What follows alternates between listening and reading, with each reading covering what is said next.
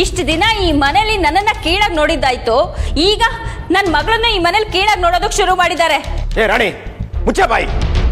ಯಾಕೆ ಯಾವಾಗಲೂ ಒಳ್ಳೆ ಕಪ್ಪೆ ತರ ಒಟವಟ ಅಂತ ಒಡ್ಕೊಡ್ತಾನೆ ಇರ್ತೀಯ? ಒಂದು ದಿನಕ್ಕಾದ್ರೂ ನಿಮ್ದಾಗಿ ಇರೋಕೆ ಬಿಡಲ್ವಲ್ಲೇ ನೀನು? ಈಗೇನೆ ಅಂತದ್ದಾಗಬಾರ್ದಾಗಿರೋದು? ಏನಾಗಿದ್ಯಾ?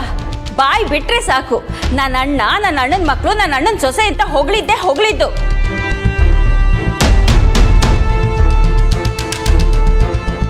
ಚಿಕ್ಕಪ್ಪ, ನಮ್ಮ ಅಪ್ಪನ ಬಗ್ಗೆ, ನನ್ನ ತಮ್ಮನ ಫ್ಯಾಮಿಲಿ ಬಗ್ಗೆ ಇಷ್ಟೊಂದು ಚೀಪಾಗಿ ಮಾತಾಡಕ್ ಮುಂಚೆ ಏನಾಗಿದೆ ಅಂತ ಹೇಳಿ.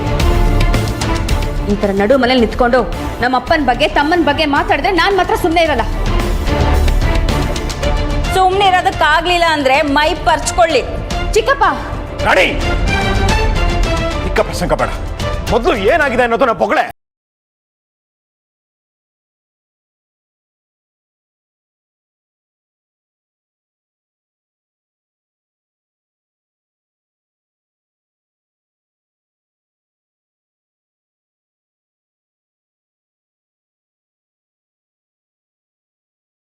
ಕೇಳೆ. ನಾನು ಯಾಕೆ ಕೇಳಿ? ಆರ್ತಿ ಬಗ್ಗೆ ನನ್ಗೆ ಚೆನ್ನಾಗೇ ಗೊತ್ತು. ಅವಳು ಬಂದ್ಮೇಲೆ ಕೇಳ್ತೀನಿ. ಹೆತ್ತವ್ರ ಸಂಕಟ ನಿನಗೇನೆ ಅರ್ಥ ಆಗತ್ತೆ.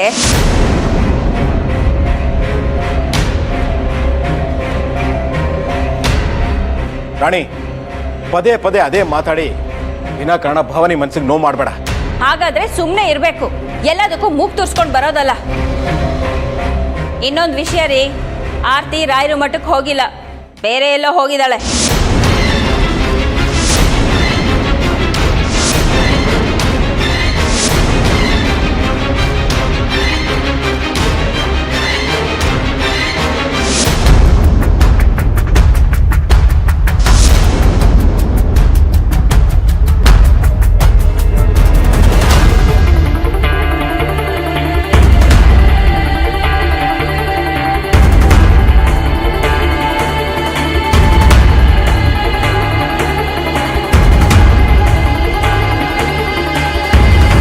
ಇತ್ತೀಚೆಗೆ ಆರ್ತಿ ತುಂಬಾ ಸುಳ್ಳು ಹೇಳೋದನ್ನ ಕಲ್ತಿದ್ದಾಳೆ.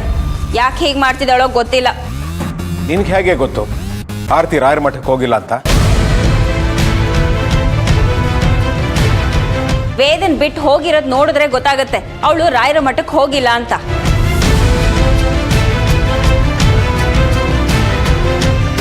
ಆರ್ತಿ ಅಮ್ಮನವರು ನಿಜವಾಗ್ಲೂ ರಾಯರ ಮಠಕ್ಕೆ ಹೋಗಿಲ್ವಾ? ಎಲ್ಲಿಗೆ ಹೋಗಿದ್ದಾರೆ? ಆರ್ತಿ ನಮ್ಗೆ ಯಾಕೆ ಸುಳ್ಳು ಹೇಳಬೇಕು? ಸುಳ್ಳು ಹೇಳೋದ್ರಿಂದ ಅವಳಿಗೇನಾಗಬೇಕಾಗಿದೆ? ಅವಳೇ ಬರ್ತಾಳಲ್ಲ, ಕೇಳು, ಗೊತ್ತಾಗತ್ತೆ.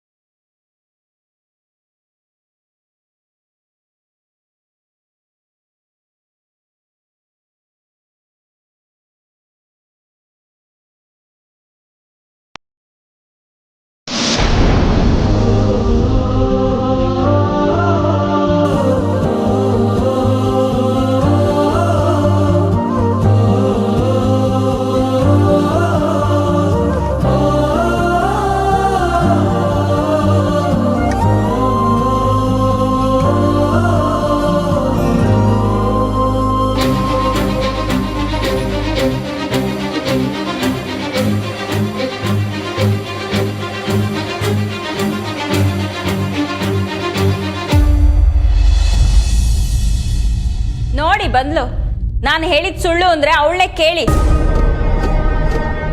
ಏನಾಯ್ತು? ವೇದ, ಆರ್ತಿ ನಿನ್ನೊಬ್ಳನ್ನೇ ಬಿಟ್ಟು ಹೋದ್ಲಾ? ನಾನು ಲೈಬ್ರರಿಗೆ ಹೋಗಿ ಬರೋಷ್ಟರಲ್ಲಿ ಅದಕ್ಕೆ ಕಾರಲ್ಲಿ ಇರಲಿಲ್ಲ.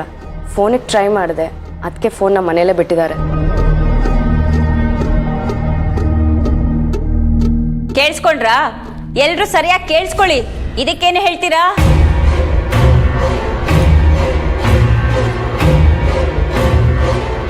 ತುಂಬಾ ಹಾರಾಡ್ತಿದ್ದವರೆಲ್ಲ ಸೈಲೆಂಟ್ ಆಗೋದ್ರು ಯಾಕೆ? ಮಾತು ಬರ್ತಿಲ್ವಾ? ಆರ್ತಿ ಆರ್ತಿ ಅಂತ ತಲೆ ಮೇಲೆ ಹೊತ್ಕೊಂಡು ಮೆರೆಸ್ತಿರಲ್ಲ, ಈಗ ಅವಳು ಮಾಡಿದ್ ಸರಿನಾ? ಅಮ್ಮ, ಅತ್ತಿಗೆ ಹಾಗೆಲ್ಲ ಮಾಡೋರಲ್ಲ. ಎಲ್ಲೋ ಏನೋ ಆಗಿದೆ ಅನ್ನಿಸ್ತಿದೆ. ಸಾಕು, ಸುಮ್ಮನೆ ಇರೇ. ಅವಳ ಜೊತೆ ಹೋಗ್ಬೇಡ ಹೋಗ್ಬೇಡ ಅಂದ್ರೂ ಹೋದ್ಯಲ್ಲ, ಸಿಕ್ತಾ ನಿನಗೆ ಮರ್ಯಾದೆ? ಬಂದ್ಬಿಟ್ಲು ವಹಿಸ್ಕೊಂಡು ಮಾತಾಡೋದಕ್ಕೆ. ಸಾಕೀಗ ಮಾತು ನಿಲ್ಸಿ. ಮೊದಲು ಆರ್ತಿ ಮನೆಗೆ ಬರಲಿ, ಅವಳನ್ನ ಕೇಳೋಣ. ಅವಳೇನಾದ್ರೂ ಬೇಕು ಅಂತಲೇ ಇವಳನ್ನಲ್ಲಿ ಬಿಟ್ಟು ಹೋಗಿದ್ರೆ ಆಮೇಲೆ ಕೂತು ಮಾತಾಡೋಣ. ಈಗೆಲ್ಲರೂ ಹೊರಡಿ.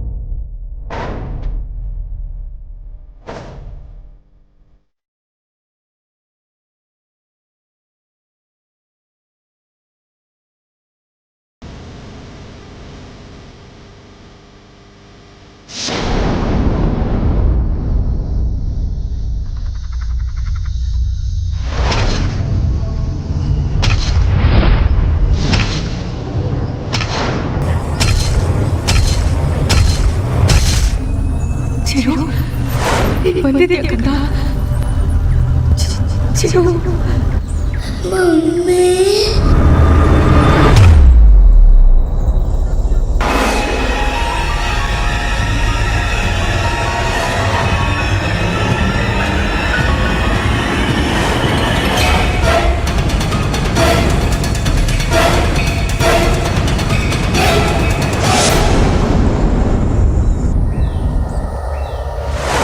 ಚಿರು, ಚಿರು,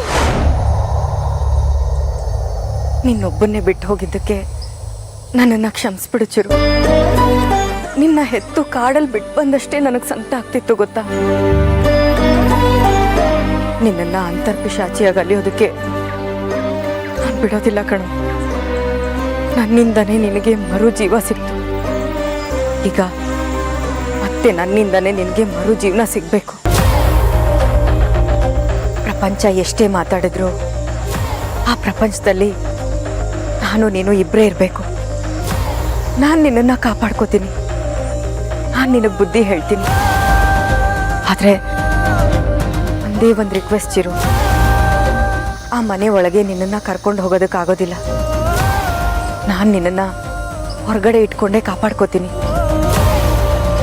ಇನ್ನು ಮುಂದೆ ನೀನು ಯಾರಿಗೂ ತೊಂದರೆ ಕೊಡೋದಿಲ್ಲ ಅಂತ ನಂಬ್ತೀನಿ.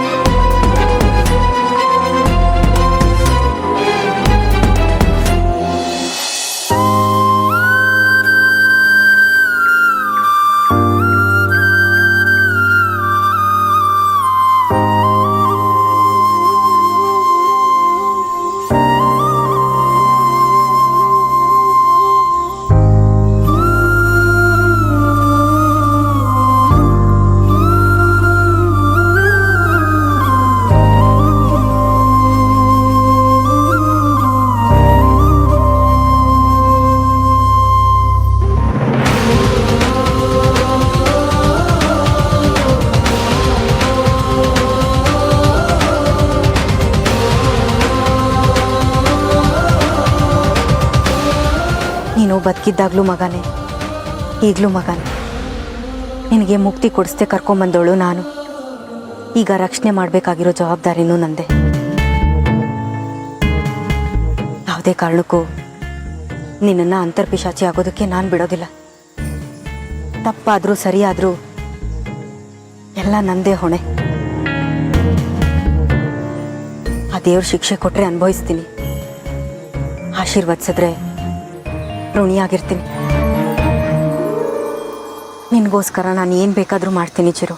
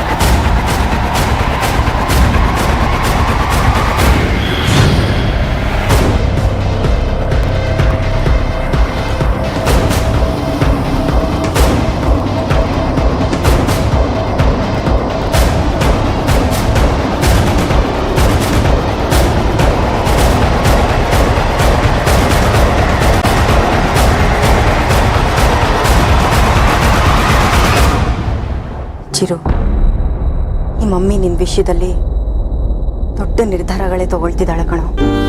ಅದು ನಿನ್ಗೆ ಅರ್ಥ ಆಗುತ್ತೆ ಅಲ್ವಾ?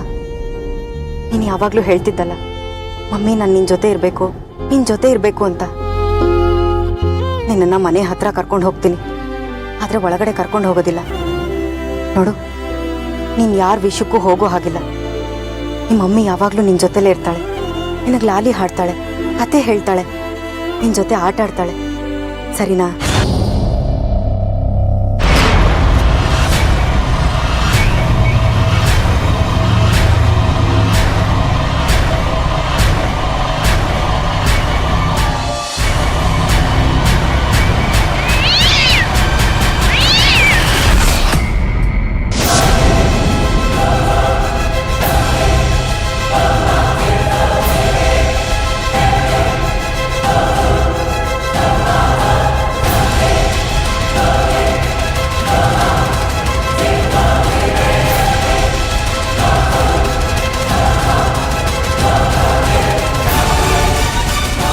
ಬೆಕ್ಕು ಕೆಲವು ಸರಿ ಒಳ್ಳೇದಕ್ಕೂ ಅಡ್ಡ ಬರುತ್ತೆ, ಕೆಟ್ಟದಕ್ಕೂ ಅಡ್ಡ ಬರುತ್ತೆ. ಯಾವುದಕ್ಕೂ ಸ್ವಲ್ಪ ಹೊತ್ತು ನಿಲ್ಲಿಸ್ಬಿಟ್ಟು ಹೋಗೋಣ.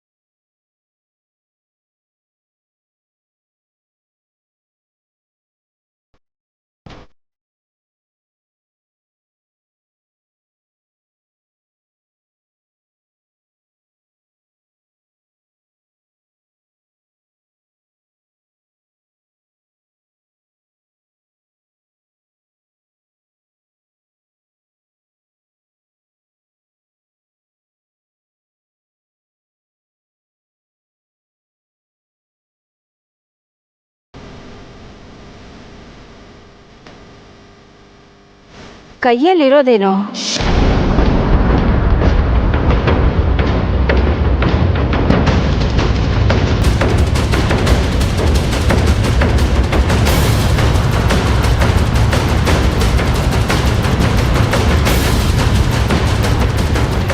ಇವಳು ಹಾವ ಭಾವ ನೋಡ್ತಾ ಇದ್ರೆ ಕೈಯಲ್ಲಿ ಹಿಡ್ದಿರೋದು ಅಸ್ತಿನೇ.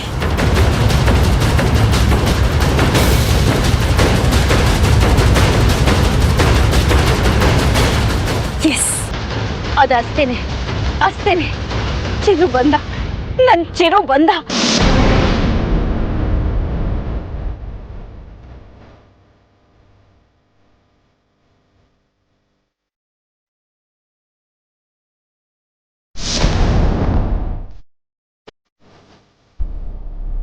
ಇದನ್ನಿಡೋಕೆ ಒಂದು ಜಾಗ ಬೇಕು.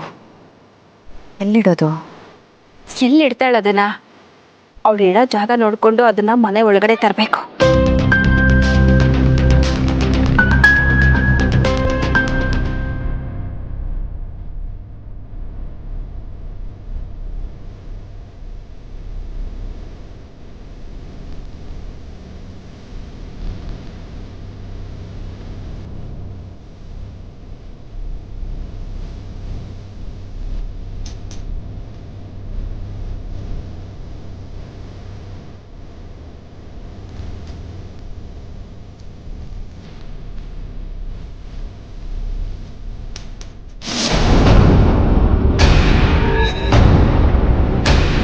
ಆರ್ತಿ, ನೀನ್ ನಿಂತ್ಕೊಂಡು ಏನ್ ಮಾಡ್ತಾ ಇದೀಯಾ?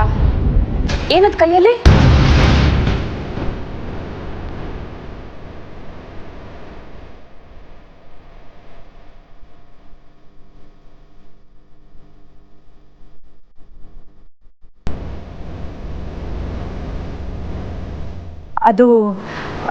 ಅದು ಹಳೆ ಮನೆಯಿಂದ ತಂದ ವಸ್ತು. ಪೂಜೆ ಮುಗಿತಲ್ಲ, ಅದಕ್ಕೆ ಒಳಗಡೆ ತಗೊಂಡು ಹೋಗ್ತಿದ್ದೆ. ಸರಿ. ಆರ್ತಿ, ವೇದನ ಬಿಟ್ಟು ಹೋದಿಯಂತೆ, ಹೌದಾ?